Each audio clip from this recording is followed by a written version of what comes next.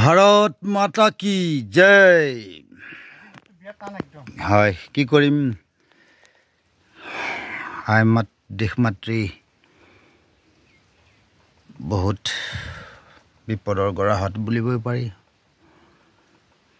ইয়াৰ পৰাই বীৰ যোদ্ধাসমূহলে আমাৰ ভাৰতৰ স্থল সেনা, বায়ু সেনা, নৌ সেনা সকলোকে ইয়াৰ পৰাই বহুত আন্তৰিক শুভকামনা জনাইছোঁ। আমি যেন এই যুঁজ আমাৰ সাৰ্থক হয়,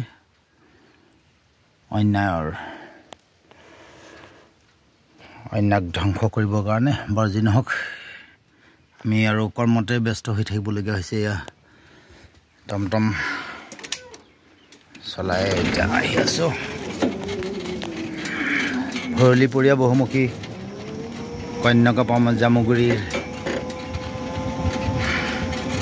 যি নহওক নিজৰ ঘৰৰ দৰে কৰ্ম সংস্থাপনো পাইছোঁ আৰু অকণমান খেতি কৰিবলৈও সুবিধা পাইছোঁ।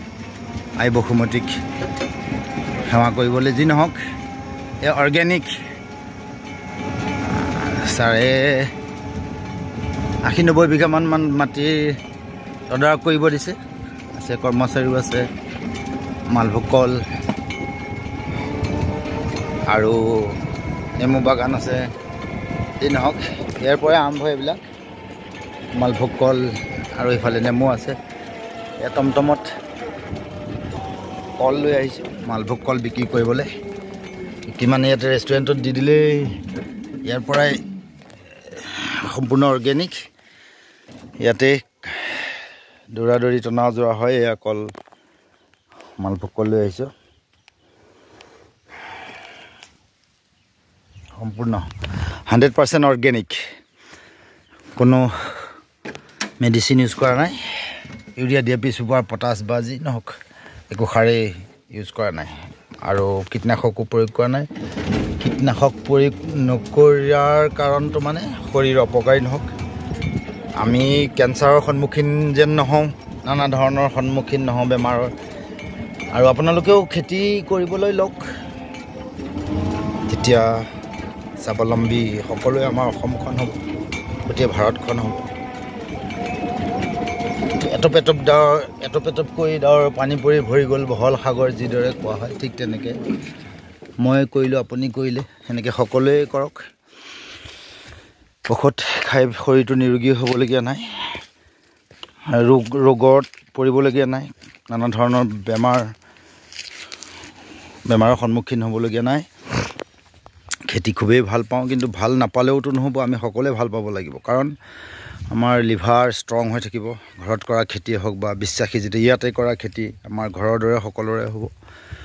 এই খেতি বা যি নহওক নানা ধৰণৰ খেতি হয়। কন্যাকা বহুমুখী পামত ভৰলীপৰীয়া শ্ৰদ্ধাৰ নদুৱাৰ সমষ্টিৰ সন্মানীয় বিধায়ক পদ্ম হাজৰিকা ছাৰৰ যি কৰ্ম সংস্কৃতি, আপোনালোকে আচৰিত হ'ব।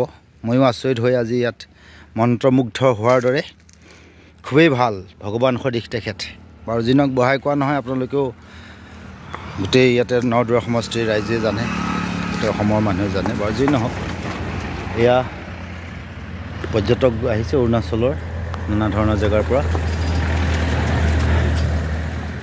ঠিক তেনেকৈ এয়া কলত স্প্ৰে নকৰাকৈ আপোনালোককো দেখাইছোঁ। অকণমান বহুমূলীয়া সময় নষ্ট কৰিছোঁ। এয়া সকলো ক'ৰ পৰা আনিছে ছাৰে গোটেই মগাইছে, সেই তাতো এটা লগাই থোৱা আছে। আপোনালোকেও স্প্ৰে নকৰাকৈ ঘৰতে যদিও মালভোগ কলৰ খেতি কৰে, ঠিক তেনেকৈ একোটা চোলা পিন্ধাই দিব পাৰি। ইয়াত এই চোলাটোত পোকটো, যিটো পোকে মালভোগ কলৰ বিন্ধা কৰি ওপৰৰ ছালটো ফুটা কৰি তাৰ ভিতৰৰ মজাটো খায় আৰু কলটো দেখিবলৈ বেয়া হয়। প্লাছ বিক্ৰী মাৰ্কেটতো বজাৰটো দখল কৰিবলৈ সুবিধা পায়, খেতিয়কৰ লোকচানো হয়। বাৰু যি নহওক, দীঘলীয়া নকৰোঁ। এয়া আকৌ বহিলোহি আহি, কীটনাশক প্ৰয়োগ নকৰাকৈ সেয়া আপোনালোকক দেখালোঁ।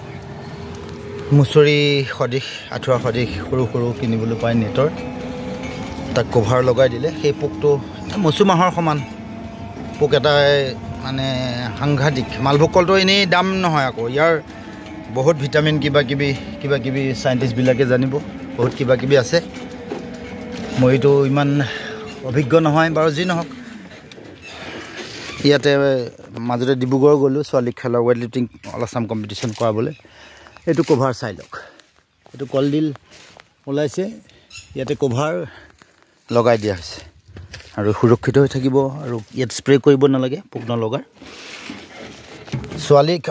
ছোৱালীক লৈ গ'লোঁ ডিব্ৰুগড়ত ৱেইট লিফটিং কম্পিটিশ্যন যোৱাবাৰ খেলাবৰ কাৰণে এটা কল 20 টকাত মালভোগ কল কিনি দিছিলোঁ তাইক টিফিন এটা বনাই দিছিলোঁ অলপ খেলৰ আগত বা বডি ৱেইট জোখাৰ অলপ সময় পিছতে অলপ কিবা পাতলাকৈ আহাৰ খুৱাই দিব লাগে সেই ঠিক তেতিয়া মালভোগ কল এটা 20 টকা দি কিনি দিছিলোঁ বাৰু যি নহওক ইয়াত আমাৰ কন্যকাত আমাৰ বুলিয়ে কৈছোঁ আপোনালোকৰো কন্যকা অকল পদ্ম হাজৰিকা ছাৰৰ নহয় সকলোৰে এটা কলত 20 টকা ইয়াতে 5 টকাকৈ বিক্ৰী হয় সম্পূৰ্ণ অৰ্গেনিক নেমু বিক্ৰী হয় নেমু বাগানখনো আছে প্ৰায় আমাৰ দায়িত্বতে আছে কৰ্মচাৰী কাম কৰি আছে এতিয়া বৰ্তমান আপোনালোকক নেক্সট ভিডিঅ'ত দেখাম কৰক মালভোগ কল খেতি ঘৰতে কৰিব পাৰি ধুনীয়া আৰু প্ৰতিষেধক কেঁচুৰ পৰা বচাব লাগিব গৰু মুঠ স্প্ৰে কৰি দিলেও কেঁচু মুক্ত হয় আৰু অৰ্গেনিক হৈ যাব আৰু আপোনালোকে বাকী একো সাৰ প্ৰয়োগ কৰিব নালাগে এহাতে মুঠন দিবা পত তেতিয়া দেখিবা কলৰ গোট এহাতে মুঠন দিব সুন্দৰ কল পাব ঠিক আছে ধন্যবাদ ইমান সময় আপোনালোকে চোৱাৰ বাবে সুস্থ শৰীৰ সুস্থ মন এটা লৈ জীয়াই থাকক সকলোৱে তাকে ঈশ্বৰৰ ওচৰত প্ৰাৰ্থনা কৰিলোঁ ধন্যবাদ